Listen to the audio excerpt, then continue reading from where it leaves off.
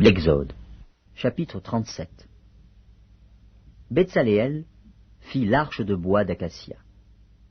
Sa longueur était de 2 coudées et demie, sa largeur d'1 coudée et demie, et sa hauteur d'1 coudée et demie.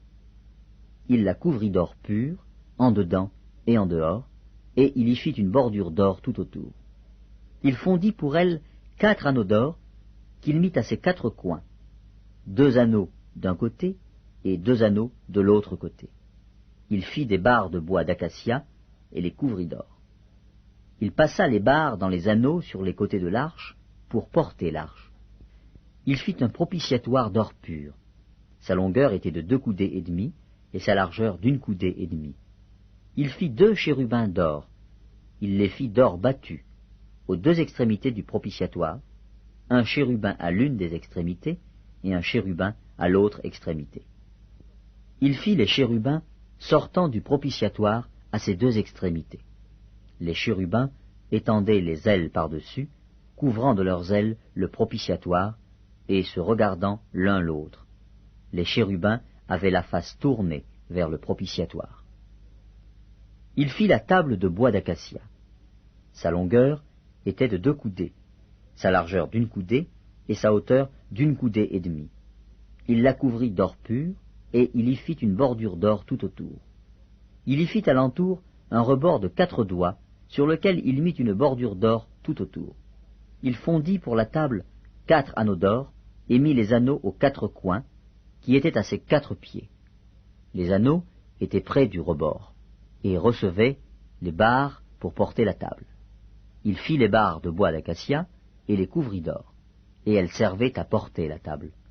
Il fit les ustensiles qu'on devait mettre sur la table, ses plats, ses coupes, ses calices et ses tasses pour servir aux libations. Il les fit d'or pur. Il fit le chandelier d'or pur. Il fit le chandelier d'or battu. Son pied, sa tige, ses calices, ses pommes et ses fleurs étaient d'une même pièce. 6 branches sortaient de ses côtés, 3 branches du chandelier de l'un des côtés et 3 branches du chandelier de l'autre côté. Il y avait sur une branche 3 calices en forme d'amande, avec pommes et fleurs, et sur une autre branche 3 calices en forme d'amande, avec pommes et fleurs. Il en était de même pour les 6 branches sortant du chandelier. À la tige du chandelier, il y avait 4 calices en forme d'amande, avec leurs pommes et leurs fleurs. Il y avait une pomme sous 2 des branches sortant du chandelier, une pomme sous 2 autres branches, et une pomme sous 2 autres branches. Il en était de même pour les 6 branches sortant du chandelier.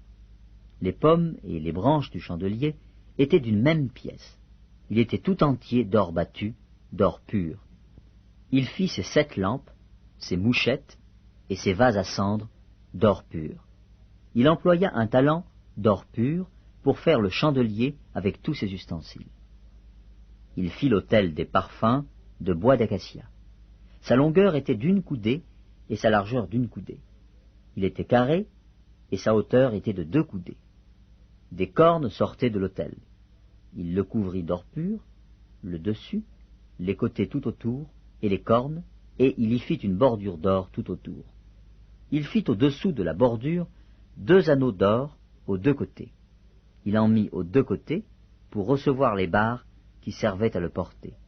Il fit des barres de bois d'acacia et les couvrit d'or.